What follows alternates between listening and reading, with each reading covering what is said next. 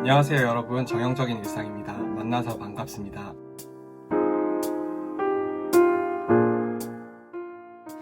첫 영상에서는 다치지 않았는데 엄지손가락에 통증을 유발하는 흔한 원인 4가지에 대해서 말씀을 드리려고 합니다. 엄지손가락은 손에서 가장 중요한 역할을 하고 손 전체 기능 약 40% 정도를 차지하기 때문에 다치기도 쉽고, 다치지 않더라도 손가락 자체의 사용이 많기 때문에 다양한 질환이 발생할 수 있습니다. 먼저 엄지손가락에 통증이 생길 수 있는 원인은 외상으로 인한 통증과 다치지 않았는데 생긴 통증, 크게 2가지로 구분할 수 있는데요. 오늘은 다치지 않았는데 엄지손가락이 아픈 원인 중 대표적인 것 4가지에 대해서 알아보겠습니다.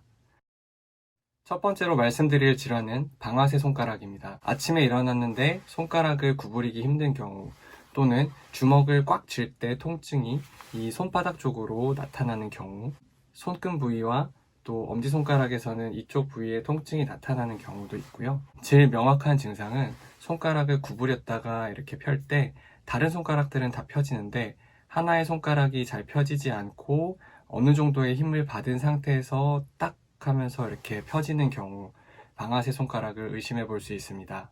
엄지손가락을 구부리는 힘줄을 굴곡건이라고 하고요. 이 굴곡건이고요.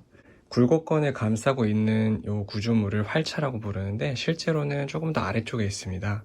이 아래쪽에 이렇게 내려가야 되는데, 초기에는 굴곡건을 감싸고 있는 A1 활차 사이에 염증이 생겨서 이곳이 부으면 이 움직이는 것이 원활하지 못하게 되고 일시적인 걸림 증상이 나타날 수 있는데, 오랜 시간 동안 염증이 지속되어서 만성화되면 힘줄 자체가 두꺼워지거나 또는 활차 자체가 두꺼워져서, 예를 들면은 이렇게 활차가 두꺼워지면은 저항이 세지겠죠. 저항이 세지면서 꽉 눌러버리는 경우에 이 움직임 자체가 제대로 원활하게 일어나지 않으면서 걸림 증상이 생길 수 있습니다. 보통 골프나 클라이밍처럼 손을 많이 사용하는 운동들을 이제 막 시작하신 분들이나 또는 평소보다 이제 무리해서 하신 경우 증상들이 발생하기 쉽고요. 최근에 반복적으로 손가락을 쓰는 일들이 많았을 경우에 급성으로 증상이 발생할 수 있습니다. 직업적으로 손을 많이 사용하실 수밖에 없는 분들이 오랫동안 이런 증상들이 치료가 되지 않고 방치되는 경우에 힘줄이나 활차 자체가 두꺼워지면서 걸림 증상이 지속적으로 유발이 되고 통증도 심하게 나타날 수 있습니다. 이런 경우 주사 치료를 하든 약물 치료를 하든 증상이 호전되지 않는 경우가 많기 때문에 수술적인 치료가 필요한 경우도 꽤 많습니다. 엄지손가락에서 이 부위가 아프시거나 주먹을 쥐었다 폈다 할 때 펴지지 않고 걸리는 증상들이 나타난다면 꼭 병원을 찾으셔서 진료를 받으시는 것이 좋겠습니다. 두 번째로 말씀드릴 질환은 드케르뱅 손목 건초염이라는 질환인데요. 방아쇠 손가락이 이쪽 손바닥 쪽으로 발생하는 질환이라면, 드케르뱅 손목 건초염이라는 질환은 엄지손가락의 손등 쪽을 따라서 그리고 손목을 지나서 통증이 유발되는 질환입니다. 가장 두드러지게 보이는 힘줄이 짧은 엄지 편근의 힘줄이고, 그 옆에는 긴 엄지 벌림근이라고 하는 힘줄이 있습니다. 이 힘줄이 짧은 엄지 편근이고 이것이 긴 엄지 벌림근입니다. 이 손목 부위에 있는 편근 지지띠라고 하는 이 고무줄로 표현한 구조물들이 조금 더 두꺼운 밴드 형태를 하고 있거든요. 이것들이 힘줄들을 지지하고 있습니다. 이 2개의 힘줄과 힘줄을 둘러싸고 보호하고 있는 건초, 그리고 힘줄 지지띠 사이에 생긴 염증으로 인해서 통증이 발생하는 질환을 드케르뱅 손목 건초염이라고 합니다. 주로 엄지손가락을 많이 사용하시는 직업군에서 흔하게 나타나게 되는데요. 제가 진료를 보시는 분들 중에 미용업에 종사하시는 분들이 많습니다. 주로 이렇게 가위질을 엄지손가락을 통해서 많이 하시기 때문에 엄지손가락을 반복적으로 사용하시면서 이쪽으로 통증이 유발되시는 경우가 굉장히 흔하고요. 손으로 무거운 것을 드는 작업을 많이 하시는 분들에서도 손으로 들고 버티시는 과정에서 엄지손가락 부분과 손목 쪽으로 통증이 유발되는 경우가 많고요. 출산 후 여성분들에서도 흔히 나타날 수 있습니다. 육아를 하시는 동안에 아이들을 이렇게 들고 손목에다 힘을 주는 경우가 많기 때문에 이 과정에서 엄지손가락의 힘줄과 손목 쪽으로 통증이 유발되는 것입니다. 자가 진단하는 방법을 좀 알려드리려고 하는데요. 엄지손가락을 이렇게 아래쪽으로 구부리신 다음에 4개 손가락으로 이렇게 감싸줍니다. 그 상태에서 아래쪽으로 꺾어 보시면 반대쪽하고 비교했을 때 통증이 굉장히 심하게 유발된다면 양성소견으로 보고 드케르뱅 손목 건초염일 가능성이 높다고 할 수 있습니다. 세 번째로 말씀드릴 질환은 관절염인데요. 관절염은 뼈와 뼈 사이에 관절이 있고요.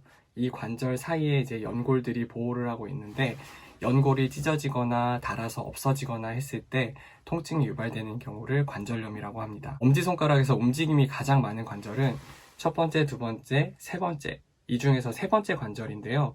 나머지 관절에서는 굽혔다 폈다 하는 움직임만 나타나지만 이 세 번째 관절에서는 굽혔다 폈다 하는 동작 이외에도 모으고 벌리는 동작, 그리고 다섯 번째 손가락과 이렇게 모으는 대립 동작이 나타납니다. 이런 동작들을 많이 사용하기 때문에 관절염이 생기기가 쉽고요. 특히 스마트폰을 스크롤을 하시는 경우에 이 엄지손가락 쪽에서 움직임이 많기 때문에 최근에는 관절염이 생기는 빈도가 높게 나타나고 있습니다.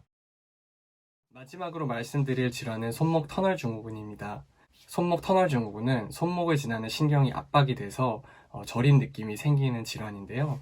특히 엄지손가락, 두 번째 손가락, 세 번째, 그리고 네 번째 손가락의 반 정도에서 저린 느낌이나 전기 통하는 느낌, 통증, 그리고 힘이 빠지는 느낌이나 또는 감각 저하 등이 나타날 수 있는 질환입니다. 심한 경우에는 이 손바닥 쪽에 있는 근육들의 양이 감소하면서 근육이 마르고 힘을 주지 못하는 경우도 있습니다. 증상이 다양하게 나타나기 때문에 엄지손가락에만 통증이 유발되는 경우도 있고요. 최근에 제가 보았던 환자분들 중에서 이 엄지손가락과 두 번째 사이에 있는 이 공간, 물갈기 공간이라고 하는데 이 부위에서 통증이나 저린 느낌을 호소하시는 분들이 있어서 참고하시면 좋을 것 같습니다. 자가 진단하는 방법을 좀 알려드리려고 하는데요. 먼저 팔렌 테스트라는 검사가 있습니다. 손을 이렇게 모으신 다음에 힘을 줘서 눌러줍니다. 약간 들어 올리신 상태에서 30초에서 1분 정도 쭉 버텨주시면 이 상태에서 평소에 느껴지는 통증이 심하게 유발되거나 통증이 더 심해지거나 하시면 팔렌 테스트 양성이라고 하고요. 두 번째로는 틴넬 테스트라는 검사 방법이 있습니다. 손목을 이렇게 드시고요.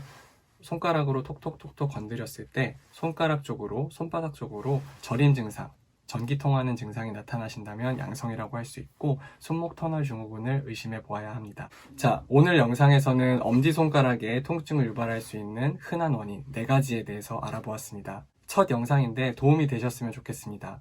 앞으로도 좋은 정보를 가지고 찾아뵈려고 하니까 응원 부탁드립니다. 감사합니다.